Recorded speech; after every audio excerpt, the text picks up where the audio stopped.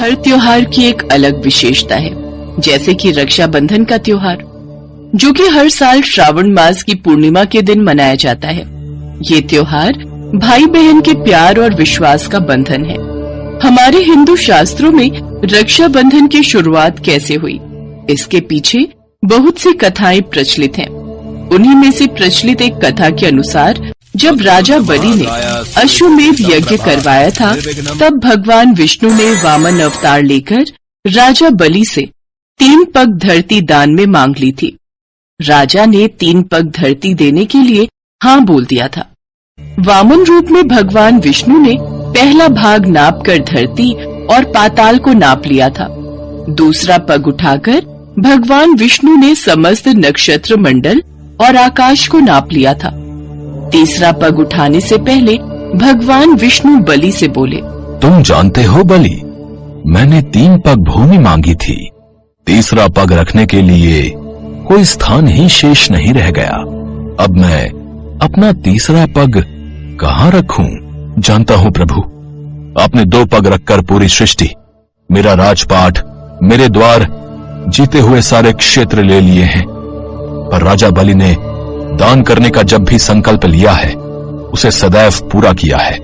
इसलिए अभी भी एक स्थान शेष है जो मेरा है, वो है मेरा शरीर। आप मेरे इस शीश पर अपना तीसरा पग धरिए, ताकि संसार ये जान ले कि बलि अपना वचन निभाना जानता है।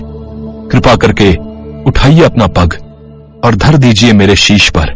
हे बलि, यदि तुम यही चाहते हो और तुम्हें लगता है कि तुम्हारा उद्धार इसी में है, तो मैं तुम्हारे शीश पर अपना पग धरता हूँ। भगवान विष्णु ने वामन रूप में राजा बलि के सिर पर अपना पग धरा और बलि पाताल में समाता चला गया।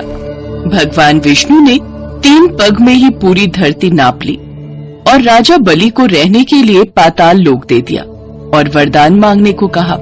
हे राजा बलि, तुम्हारी ये भक्ति देखकर मैं अति प्रसन्न हूँ। तुम्हें जो चाहिए तुम मुझसे मांग सकते हो। हे भगवान, हे नारायण, मेरी तो यही इच्छा है कि मैं जब भी देखूं तो सिर्फ आपको ही देखूं। सोते जागते हर क्षण मैं आपको ही देखना चाहता हूँ। मेरी इच्छा है कि आप मेरे साथ यहीं रहो, पाताल लोक में। तथास्तु। भगवान विष्णु मुस्कुराए। उन्होंने राजा बलि की इस इच्छा को पूर्ण कर दिया और राजा बलि को ये वरदान दिया। उसके बाद भगवान विष्णु राजा बलि के साथ पाताल लोक में ही रहने लगे। इससे माता लक्ष्मी चिंतित हो गई और नारद जी को सारी बात बताई। नारायण नारायण। देवर्षि नारद, आप ही बताइए मैं क्या करूं? प्रभु पाताल लोक में राजा बलि के साथ ही रहने लगे हैं। मेरा मन अत्यंत चिंतित है। उन्हें वापस बैकुंठ लाने का कोई तो उपाय होगा। नारायण नारायण। माता, राजा बलि ने भगवान विष्णु को अपने साथ रहने का वरदान प्राप्त किया था और उनसे उन्हीं को मांगा था। वैसे ही अब प्रभु को वापस लाने के लिए आपको राजा बलि से भगवान विष्णु को मांगना होगा। भगवान विष्णु को वापस लाने का एक उपाय मैं आपको बता सकता हूँ। तो शीघ्र बताइए देवर्षि नारद, प्रभु के बिना ये बैकुंठ सूना है। माता, आप राजा बलि को अपना भाई बना लीजिए और भगवान विष्णु को मांग लीजिए। जब आप राजा बलि को रक्षा सूत्र में बांध देंगी, तो वो आपसे उपहार मांगने के लिए कहेगा। तब आप भगवान विष्णु को ही मांग लेना। हाँ, यह विचार उत्तम है। मैं अभी राजा बलि के पास जाती हूँ। अब मैं प्रभु को लेकर ही बैकुंठ लौटूंगी। नारद जी की बात से सहमत होकर माता लक्ष्मी राजा बलि के पास एक ब्राह्मणी का भेष बदल कर गईं और उनके पास जाते ही रोने लगी। क्या हुआ बहन, तुम रो क्यों रही हो? आपने मुझे बहन बुलाया। बहन सुनने के लिए मेरे कान तरस गए भैया। मैं इसीलिए रो रही थी क्योंकि मेरा कोई भाई नहीं है। आज अगर मेरा भाई होता तो वह मेरी सहायता अवश्य करता।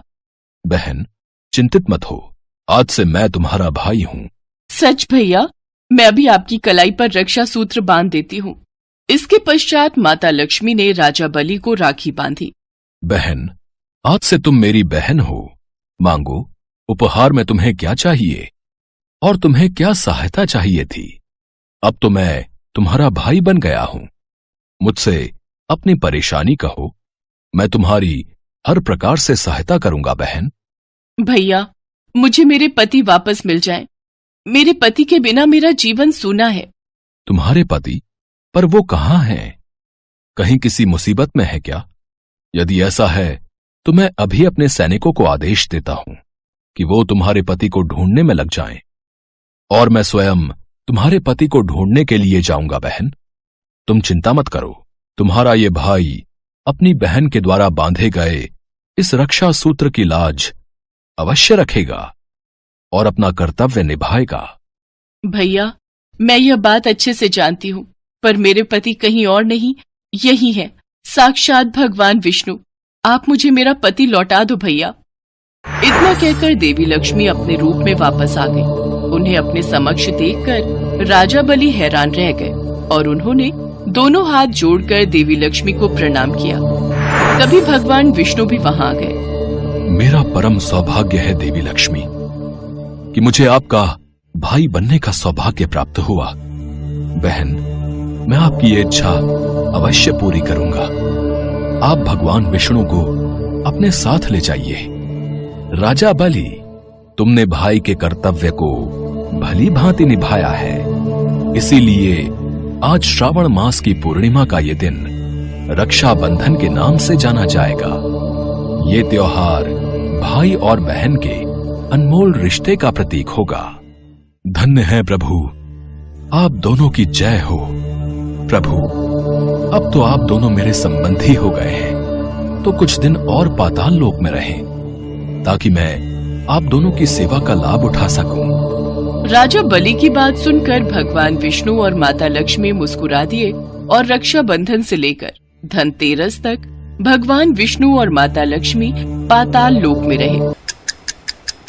फिर वहां से वापस बैकुंठ लौट आए। इस तरह देवी लक्ष्मी भगवान विष्णु को फिर से बैकुंठ लोक लेकर लौट आई। तभी से रक्षाबंधन का यह पर्व मनाने की प्रथा शुरू हुई और खूब धूमधाम से रक्षाबंधन का ये त्योहार मनाया जाने लगा। श्रीचंद नाम का एक व्यक्ति भगवान गणेश का बहुत बड़ा भक्त था। वह भगवान गणेश के बुधवार के व्रत रखता था। एक रात जब वह सो रहा था, तब भगवान गणेश उसके स्वप्न में आए और बोले, गणेश जी, श्रीचंद, तुम मेरे बुधवार के व्रत और पूजा सच्चे हृदय से करते हो। मैं चाहता हूँ तुम आने वाले बुधवार के दिन एक बालक को अपने घर भोजन के लिए आमंत्रित करके उसे प्रेम पूर्वक भोजन कराओ, जिससे तुम्हारे घर में सुख समृद्धि धन धान्य का वास होगा। श्रीचंद ने ये बात अपनी पत्नी निर्मला से कही। श्रीचंद की पत्नी निर्मला स्वभाव से बहुत कंजूस थी। वो कभी भी किसी को दान पुण्य नहीं करती थी। अजी, तुम भी क्या सपनों के ऊपर विश्वास करने लगते हो? ऐसे तो फिर हमारे भंडार भरे होते। अगर ऐसे ही रोजाना तुम्हारे दान पुण्य का कार्यक्रम चलता रहा तो जो थोड़ा बहुत घर में है वो सब भी लुटा देंगे। निर्मला, एक ही बुधवार की तो बात है, और फिर एक बालक को ही तो भोजन कराना है। एक थाली किसी को भोजन दे भी दिया तो तुम्हारा क्या बिगड़ जाएगा? ठीक है, बुधवार तो आने दो, देख लेंगे। श्रीचंद को पता था निर्मला फिर से इस शुभ कार्य के लिए आनाकानी करेगी, इसलिए वो उसे दोबारा याद दिलाता है। निर्मला, कल बुधवार का दिन है, तुम्हें याद है ना? हमें कल किसी एक बच्चे को भगवान गणेश के नाम का भोजन खिलाना है। तो तुम एक काम करना, कल जाकर किसी एक छोटे बच्चे को ले आना, हम उसे प्रेम पूर्वक भोजन खिलाएंगे। किसी एक बच्चे को ही तो खाना खिलाना है, बच्चा चाहे छोटा हो या फिर बड़ा, मतलब तो खाना खिलाने से ही है। यदि मैं बहुत छोटे बच्चे को खाना खिलाऊंगी तो वो खाना कम खाएगा। शाम के वक्त मैदान में बच्चे खेल रहे होते हैं, वहीं जाकर देखती हूँ, किसी एक बच्चे को कल भोजन के लिए आमंत्रित कर दूंगी। अच्छा, किसी छोटे बच्चे को भोजन खिलाने के लिए तुम इतना सोच रही हो? फिर तो मुझे लीला रचनी ही होगी। आखिर मेरे नाम का भोजन है तो मैं भला पीछे कैसे रह सकता हूँ? मैं ही तो आमंत्रित हूँ। शाम को जहाँ बच्चे खेलते थे, निर्मला वहाँ जाकर सबसे छोटा बच्चा ढूंढने लगती है। अब मुझे एक छोटे बच्चे का रूप ले लेना चाहिए। यहाँ तो बहुत सारे बच्चे हैं, देखती हूँ इनमें से कोई छोटा बच्चा मिल जाए। भगवान गणेश ने देखा कि निर्मला एक छोटा बच्चा ढूंढ रही है, तो उन्होंने भी एक छोटे से बच्चे का रूप ले लिया और वो सभी बच्चों के बीच खेलने लगे। निर्मला की नजर उस छोटे से बच्चे पर गई। वो रहा छोटा बच्चा। बेटा सुनो, कल तुम मेरे घर खाना खाने आ सकते हो। मैं तुम्हें भोजन के लिए आमंत्रित करती हूँ। यही पास में ही मेरा घर है, तुम अपने घर में पूछ कर आ जाना। ठीक है माँ, मैं कल भोजन के लिए जरूर आऊँगा। चलो अच्छा है, ये छोटा बच्चा मिल गया। ये जरा सा भोजन ही खाएगा, मेरा काम आसान हो जाएगा। अगले दिन जब भगवान गणेश जी छोटा सा बालक बनकर निर्मला के घर गए तो निर्मला ने उनके सामने 2 पूड़ी और हलवा, थोड़ी सी सब्जी और थोड़ी सी खीर परोस दी। गणेश जी ने तो फटाफट उस भोजन को खा लिया और कहा, माँ भोजन तो बहुत ही स्वादिष्ट बना है, पर अभी और भोजन खाने की इच्छा है। ऐसा लग रहा है मैं तो अभी भूखा ही हूँ। निर्मला, रसोई में से जाकर और भोजन ले आओ। लगता है इस बच्चे को भोजन बहुत ही स्वादिष्ट लगा है। छोटे बच्चे तो भगवान का रूप होते हैं। इस बालक को हमारे द्वारा परोसा गया भोजन पसंद आया है। ये हमारे लिए बहुत ही प्रसन्नता की बात है। अच्छा कोई बात नहीं बेटा, तुम तब तक ये खीर खाओ, मैं और भोजन लाती हूँ। निर्मला बालक के सामने भोजन परोसती जाती और भगवान गणेश बालक रूप में भोजन को फटाफट खत्म करते जाते। मैं अभी भी भूखा हूँ माँ, मुझे और भोजन चाहिए। निर्मला कुछ भी समझ नहीं पा रही थी। जितना भी भोजन निर्मला ने बनाया था गणेश जी सभी खा जाते हैं और फिर बोलते हैं, माँ मैं तो अभी भी भूखा हूँ। निर्मला को गुस्सा आ जाता है। वह बोलती है, अब तुझे क्या दूं? जितना खाना भी मैंने बनाया था सब ले आई हूँ, तू तो सारा खाना खाता ही जा रहा है। निर्मला, मुझे तो ये कोई चमत्कारी बालक दिखाई पड़ता है, और फिर भी अतिथि तो भगवान का रूप होते हैं। हमें इस बालक की बात को मानना ही होगा। ये जैसा कहता है हमें वैसा ही करना होगा। माँ तुम्हारे घर में अभी भोजन खत्म नहीं हुआ है। भंडार घर में मूंग और चावल रखे हैं, घर में दही रखा है, वो सब भी ले आओ। इस बालक को कैसे पता कि हमारे यहाँ क्या क्या रखा है? कुछ समझ नहीं आ रहा। मुझे तो सचमुच इस बालक पर बहुत गुस्सा आ रहा है। सब कुछ तो इसके आगे रख दिया है, ये तो सब खाता जा रहा है। घर में जो दालें रखी है ना, वो भी ले आओ। निर्मला दालें भी लेकर आ जाती है। भगवान गणेश दाल और आटा भी खा जाते हैं। माँ वो सामने रसोई घर में जो गेहूं की बोरी रखी है ना, वो भी ले आओ। ये बालक है या कोई भूत दैत्य जिसको मैं घर में ले आई हूँ? मैं तो छोटा सा बच्चा समझकर लाई थी कि ये कम खाएगा। हे राम, अब मैं क्या करूँ? और करो बालक को भोजन पर आमंत्रित। प्रभु, मैं जान गया हूँ कि आप इस छोटे से बालक के रूप में निर्मला को संदेश देना चाहते हैं, पर निर्मला सचमुच घबरा रही है। प्रभु, उसे क्षमा कीजिए। निर्मला रोने लग जाती है और उसके घर में जब अन्न का एक दाना भी नहीं रहता तो गणेश जी प्रकट हो जाते हैं। सामने भगवान गणेश को देख श्रीचंद अपने हाथ जोड़ लेता है। निर्मला भी उस बालक को गणेश जी के रूप में देखकर चौंक जाती है। गणेश जी कहते हैं, माँ, भोजन खिलाने में कैसी कंजूसी। तुम्हें सिर्फ एक बच्चे को खाना खिलाना था, और उसमें भी तुमने सबसे छोटा बच्चा ढूंढने के बारे में सोचा। इसलिए मैंने एक बालक के रूप में आकर तुम्हें सबक देना चाहा।